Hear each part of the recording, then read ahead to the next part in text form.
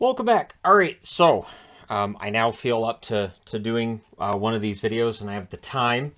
So we're going to talk about the Central Division, what the Central Division did in the draft. I'm going to go over each draft pick again using notes from HockeyProspect.com's Black Book as well as Elite Prospects Draft Book. I do recommend both. Again, it's fun to look through them, and it's fun to look through them years later too. And go back and look and go, hey, that guy overcame that weakness, or this guy ended up being hyped up, but that weakness came back to bite him.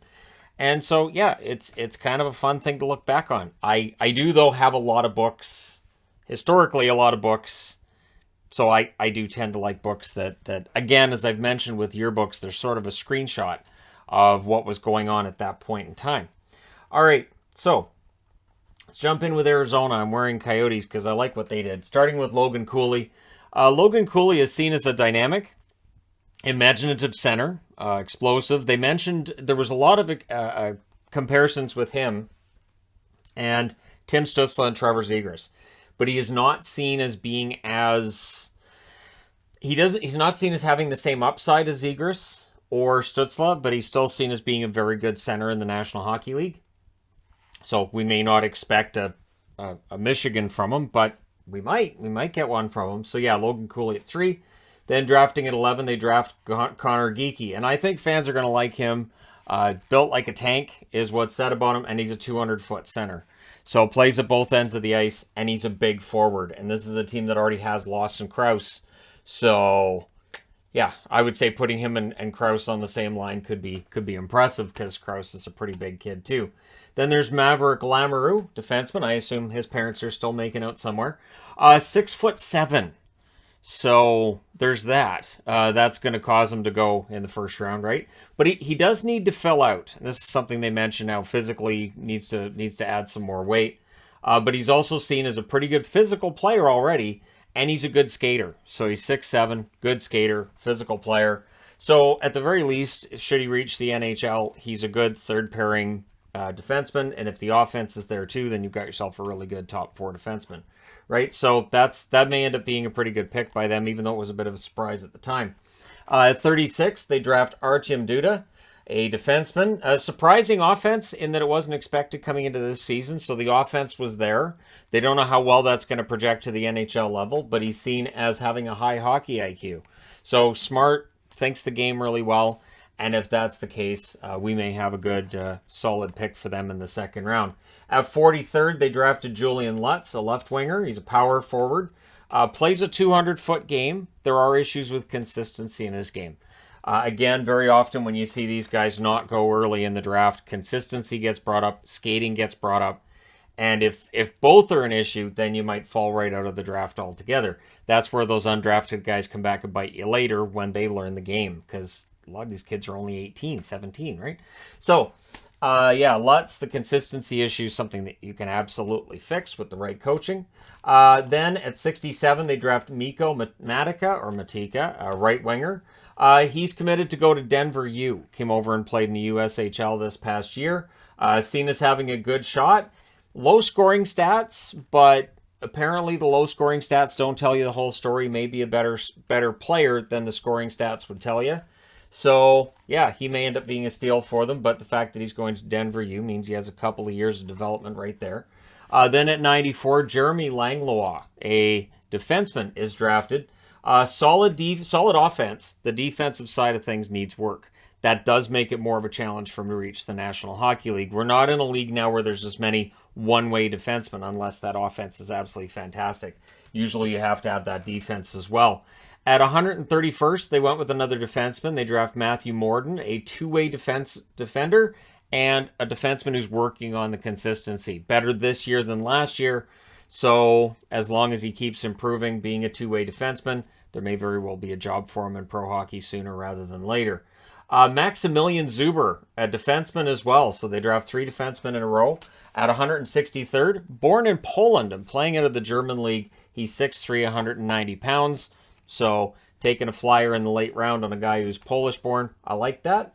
Then at 204th, they draft Adam Zinka, a right winger. He went through torn ACL this year. There's sort of a wait-and-see feel about his game. He had got off to kind of a bit of a rough start to the season, and then he tears his ACL. So who knows, right? Again, if we look back 5 years from now and say, how is he available? Injury took him out. I think he only played 10 games this year. So that definitely makes a difference. Then we get to Chicago. Chicago, of course, far more active at getting draft picks than I think any of us anticipated. They end up getting 3 first-rounders, starting at number 7 with Kevin Korchinski, a defenseman, offensive D-man who is physically underdeveloped at this point. So he needs to bulk up. And then the question mark becomes, when you're bulking up, is it taking away from any other part of your game? You have to watch that part too. So Korchinski, good raw talent, offensive defenseman. They need that in Chicago.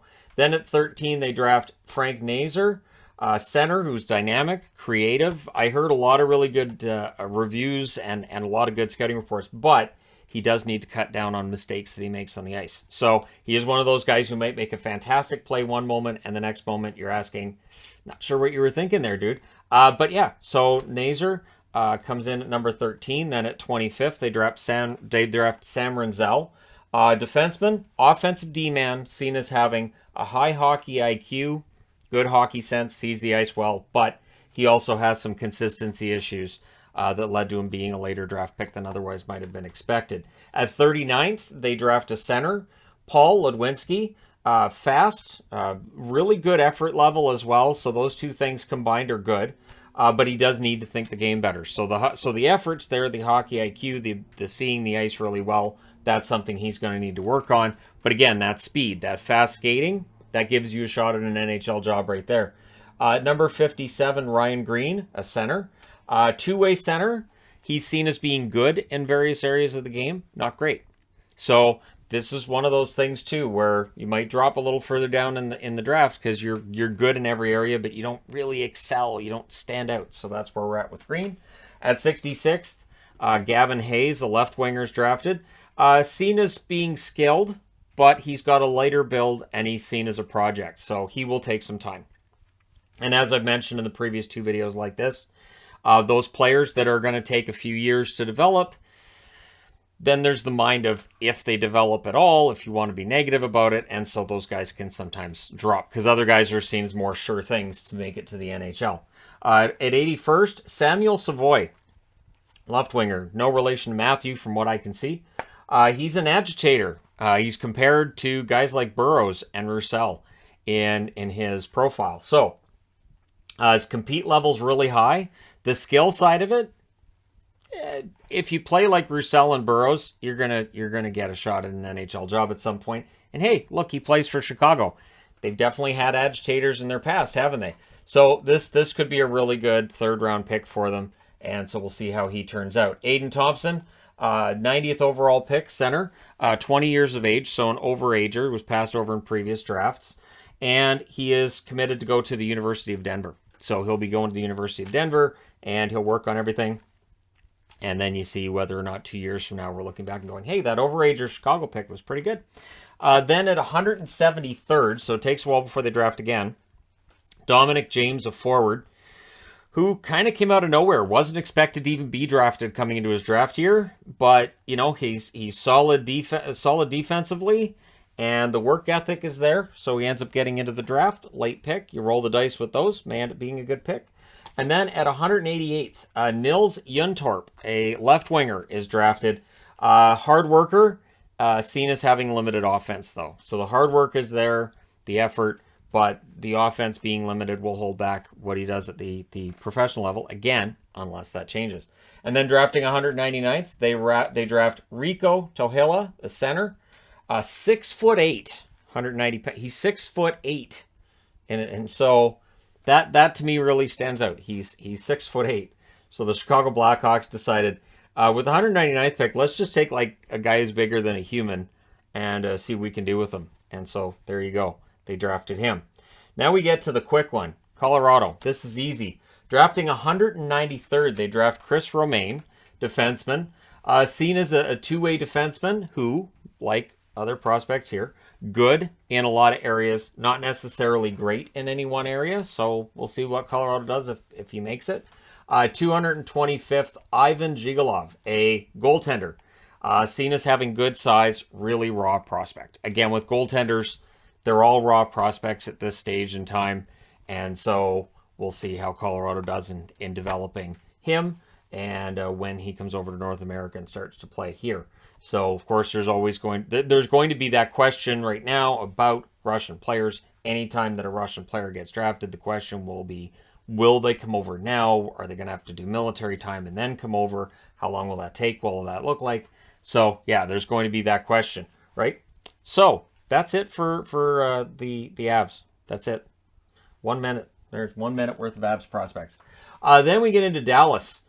Dallas at 18 drafted Leon Bichsel, a defenseman, shutdown defenseman, and everything I saw, he's mean and he's scary. One report even said he injured the same player 3 times in the same game. Sounds like me playing NHL games. Anyways, certain players that I turn the penalties off and just, you're going through the boards. Anyways, I'm not going to say who, because that's not going to happen. But shutdown D, and again, mean, scary. Yeah, so that works. Hearing this, and one comparison they used was Scott Stevens, but obviously there's a huge asterisk to comparing him to a Hall of Famer. I think that's reckless. But yeah, so that kind of defenseman, as long as he can control it and avoid suspensions, cool. If he can't, that's a problem. Drafting 50th, Christian Kyrou, related, of course, to the Kyrou that currently plays for the St. Louis Blues, as I'm recording this, unless he ends up being a Flame. Strong offense for Christian, iffy defense, though. So he's a defenseman, so the iffy defense is something he's going to have to work on. The Dallas Stars really like to keep the puck out of their own net. We'll see under Peter DeBoer if the defensive numbers stay really strong, but it does make it tough for a defenseman to make it into Dallas's lineup if they're not seen as that strong defensively. George Figueres, drafted 83rd overall, also defenseman, good skater, but one thing in the scouting report that stood out, he does take the occasional bad penalty. And so that is something that can keep a guy out of the lineup as well. So that's something he'll clean up, I would think, on his way to the National Hockey League. Drafting 115th, Gavin White, also a defenseman, turns 20 in November, so he's an overager. 56 points in the AHL with Hamilton this year. So we'll see whether or not he gets into camp and you know, how things look for him should he get into Dallas's camp. Then at 147th, the goaltender, Maxim Mayorov, 6'6", and playing in the MHL, which is one level below KHL, .931 save percentage. So he's big, his numbers were good. And again, same as Zhigalov here, you just ask yourself, okay, so how long is it before these Russian goalies come over? What's that going to look like? And so Dallas picking him at 147th. Could definitely use another goaltending prospect now that Ottinger's reached the NHL. So there you go. At 179th, a right winger, Matthew Semenov. He has all of the tools to his game, but skating. And the skating is something he's really going to need to work on. But if he can get the skating in order, this could be a huge steal for the Dallas Stars. But again, that is part of the if, isn't it? Is if he gets the skating in line, then this happens. So we'll see what happens. All right, Minnesota. Drafting 19th, Liam Ogren, left winger. Swiss Army knife, does a little bit of everything, can play on any line you want him to. So Ogren, to me, seems like the kind of guy who might debut on the fourth line. Could debut really anywhere in the lineup. The only question with him seems to be passing, that he could become a better playmaker. But his shot is good, his skating is good, his hockey sense is good. The passing seems to be the only question. At 24th, Danila Yurov, a right winger, who definitely dropped in this draft. And again, it's the Russian question that would make him drop. 200-foot player, seen as having a really high floor. So while there's a debate about how high the ceiling is, the high floor means he should be an NHLer at the very least. He needs more ice time. Did not get ice time with the KHL this year. Really frustrating for scouts looking to watch him. And he just wasn't getting shifts. And even when he got dropped down to the MHL, there was a perception he wasn't really getting a fair opportunity at ice time in order to develop. And in these pro leagues, they're not there necessarily to develop the kids as much as they're there to win. So it definitely is different than, say, the development systems we have in North America. So it can make it tough to project European players out, and including Russian players too. At 47th, Minnesota drafts Hunter Height, a center. Two-way center, and he was iffy at the start of the year. He improved during the season, so there were some scouts that saw him early that soured on him. There were scouts that saw him late that said, actually, he's pretty good. So this may end up being a really good value pick for Minnesota. At 56th, Rieger Lawrence, a left winger, power forward, but seen as having the highest ceiling is probably third line, more than likely fourth liner at the NHL level. So we'll see whether or not he defies those expectations. Wouldn't be the first second rounder to do so if he does. At 89th, they draft Michael Milne, a left winger, born here in Abbotsford, 20 in September, and seen as having a good compete level as well. So we'll see how things go for him, but the fact that he's 20 in September means if they want to send him to the AHL, they absolutely can. They could sign him, send him to the AHL because he is 20. Then at 121st overall, defense, Ryan Healy. Skilled, mobile player, but seen as having some decision-making issues. So some poor decision-making on the ice when the scouts are in attendance will cause you to drop down draft lists. So again, if he can work on that, he has the skill, he has the mobility. It really is a matter of the decision-making. At 153rd, David Spacek, defenseman. Drafted. He was an overager. He was passed over last year altogether. But power play point man, he does have some skating issues. Might be why he got passed over last year. But the offensive game got better this year. So Minnesota takes a flyer on him late. 185th, Servac Petrovsky is drafted. Center, seen as a smart player with some skating issues. So being a smart player, maybe he overcomes all that. And again, that does happen where we see guys with maybe an ugly stride in the NHL. And their skating makes up for it. All right, next on the board is Nashville. What's interesting with Nashville is their first pick. I looked at the scouting report and I went, yeah, that's a Predator. Joakim Kemmel, right winger. He's going to fit right into Nashville. I think him and Tanner Jeannot are going to be good friends. He's a sniper and he's a hitter, and he hits everything that moves. And he's good in his own zone. Not fantastic in his own zone, but he's good, a good two-way forward, and he loves the hitting, and he loves taking shots, and he's seen as having a very good shot. So, yeah, as soon as I saw he was one of the better hitters in his draft class, I'm like, yeah, that's the Nashville game. And he slipped down in the draft. So this may very well be a really good pick for them. Who knows? Maybe he makes his debut sooner than we think. But this definitely looks like a good value pick. They didn't draft again until 82nd, where they draft Adam Ingram. He's a goal scorer, but he needs to work on staying engaged in the game. Needs to be dialed in. It's that passive. Is he too nice? Is he really out? Is he really got the mental side of it going? So the goal scoring is there. The skill is there. It really is a matter of him being dialed in shift to shift. At 84th, they draft Kasper Kulanami, defenseman. I hope I got that right. A lot of these names I'm only going to have to say during these videos, and I won't have to say them again, so I'm not overly concerned. Offensive D-man, who's seen as having average skating. So the offense is there. The average skating means that the guys who are seen as elite skaters on the blue line do end up going before he does. So this may be a good pickup for Nashville as well. Then Cole O'Hara was taken right winger at 114th. 20 years of age. He's headed to University of Massachusetts. So UMass commit. And it is interesting to see some of the overagers that are going off to university. It's a really good, smart pick.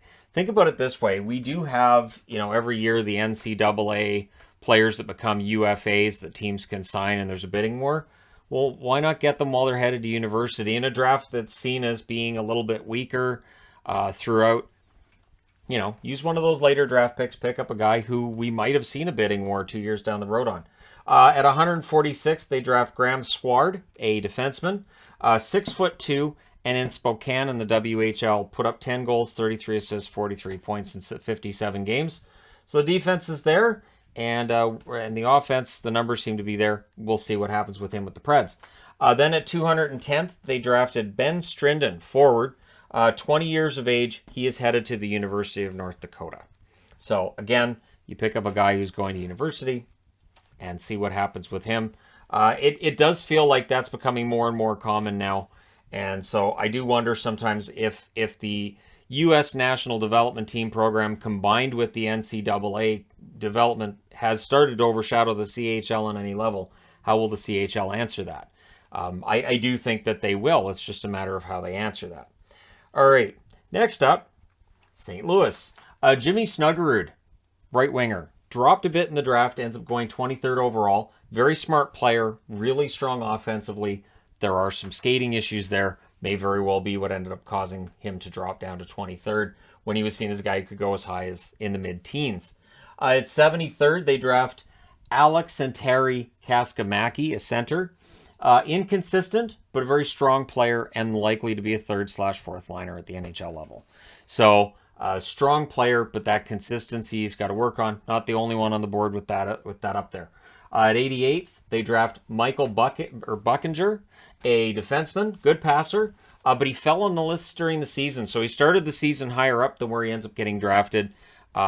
Just had a rough year and ended up falling for some scouts. At 120th, they draft Arseny Koromislav, defenseman, big raw talent, and if he can add strength to his frame, he could be seen as a steal. So it really is a matter of needing to add some strength and get some more grit into his game. But if he can do that, he may end up being a steal. At 152nd, they draft Marc-Andre Gaudet, a defenseman. NHL caliber shot. He needs to use his body more. He needs to be a little more physical in his game. But that NHL caliber shot means he's going to get some looks. He's definitely going to get some looks, and so we'll see if he's a steal himself. At 184th, they draft Landon Sim, a right winger. Hard worker. And again, he's good, not necessarily great in every area. So he's pretty good though.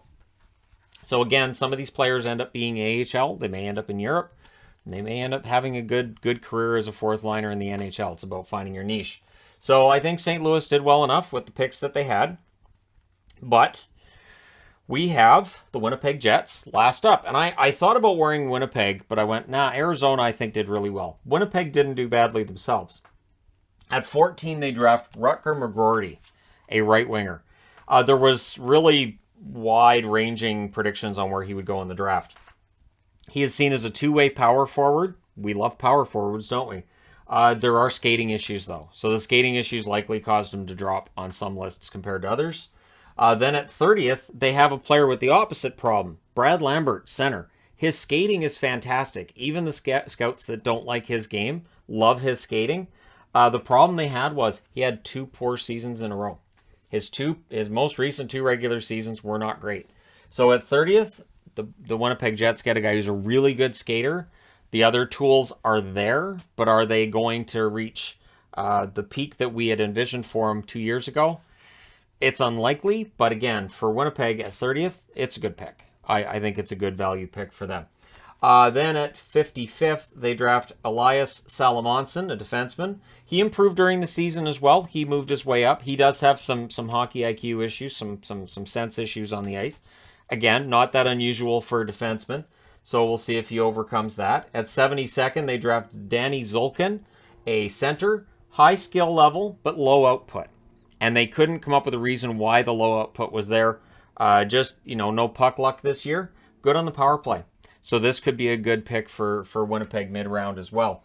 At 99th, they draft Garrett Brown, defenseman. He's good on the offensive side of things. Average skating and a bit of a high-risk game. Some turnovers that make scouts say pardon in situations where maybe he should be taking some of those risks. But again, good offensive defenseman can sometimes do that, and it's about having a defenseman that can cover for that. At 175th, they draft Fabian Wagner, center, reliable two-way center, smart player. The offense is seen as just being okay. So the offense isn't fantastic, and that's how he ends up being 175th. Good, two-way, coaches love him, but nothing that really wows you in terms of his output. Then at 207th, they draft their goaltender, Dom DiVincentis. Reads the play well, good rookie season. HockeyProspect.com isn't sure if his game will translate to the National Hockey League level, but they also add at the end the caveat of wouldn't be the first goaltender that didn't necessarily look like he projected to be a National Hockey League level goaltender that's proven scouts wrong. So there you go. Central Division is done. The only division I have left is the Metro. So thank you guys so much for your patience and me getting this together and getting this out. Let me know your thoughts in the comment section below as always. Don't forget to hit like and subscribe if you're browsing your way through, you just happened upon this video. Thank you guys so much for watching, for all your support. I will talk to you again soon.